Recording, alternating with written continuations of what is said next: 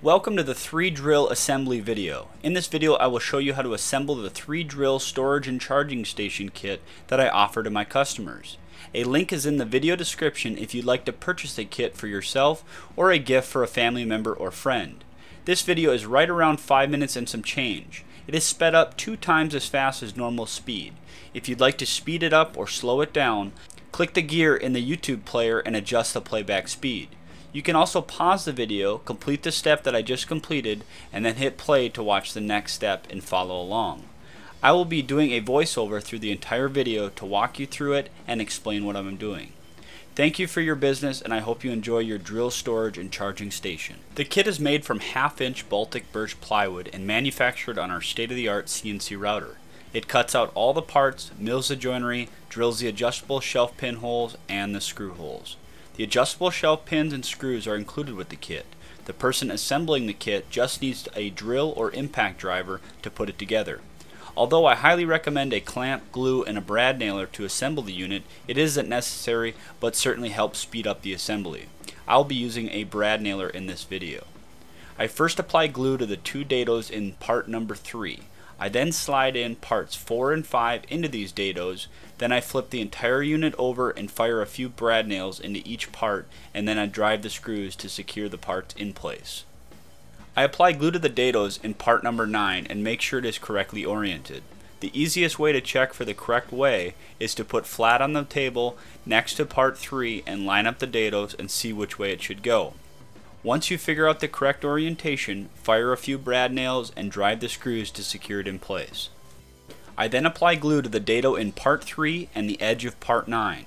I then slit part 12 in place, making sure it is correctly oriented.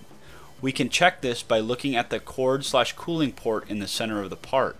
It needs to be oriented so the end with the smaller gap is on the top of the unit.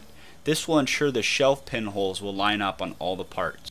Next, I apply glue to the rabbets of part 11 and the edge of part 9. I flip the entire assembly over so I can ensure the front edges are nice and flush. I drive a couple brad nails and then send the screws home to secure the part in place. I repeat the same process with part 13 by applying glue to the rabbets and attaching to part 3. Being there is adjustable shelves and no part 9 to attach to, this connection is a little delicate right away before we can attach the top. I again drive a few brad nails and then secure the part with screws. We can now grab the top, which is part number 2, and apply glue to the rabbets of part 11 and 13 as well as the dado in the top. Slide it in place, making sure the front edges are flush, fire in a few brads and secure with the included screws. We can now orient the assembly face down in preparation for attaching the back. Before we apply glue, it is smart to test fit the back and make sure it fits. Also make note of the orientation and align the pre-drilled screw holes with the other parts of the assembly. Once test fitted and oriented correctly, apply glue to the back of the assembly and place the back in place. The back will square up the case and give it a lot of strength. Align the top edge of the back with the top edge of the assembly. This will ensure the part is square. Drive a few brad nails if you wish, and then drive the screws to secure it in place. With the case assembled, we can now attach the optional and included wall spacers. These allow a 1/2-inch gap between the wall and your drill station to run cords and provide cooling air for the chargers. Each spacer requires 2 screws. I didn't include these screws as I don't know what length you will need for your specific situation. The back and the spacers are pre-drilled and will align perfectly. I am using smaller screws here in the video to show you the process. The holes are also located 16 inches on center to align with your wall studs. The parts are directly off the CNC machine. It is the customer's responsibility to sand the parts and ease the edges after assembly. I find running a quick sander over the front really brightens up the plywood, and softening the edges makes the unit more comfortable to work with. No sharp edges or splinters when grabbing a drill or accessory.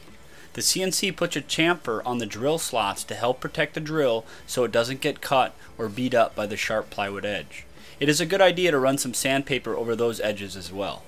Thank you for watching the assembly video. If you have any questions, comments, or concerns, please do not hesitate to contact me via the information on your order email. I hope this video helped you assemble your unit. If there's anything I could do to make the process easier or the product better, I would love your feedback. If you're watching this video and want to purchase a 3-drill charging station, please check out the link in the description. I also have a 5-drill unit to store a few more drills and a bunch of accessories. I'll leave a link in the description for that as well. Thank you for supporting what I do and have a great day.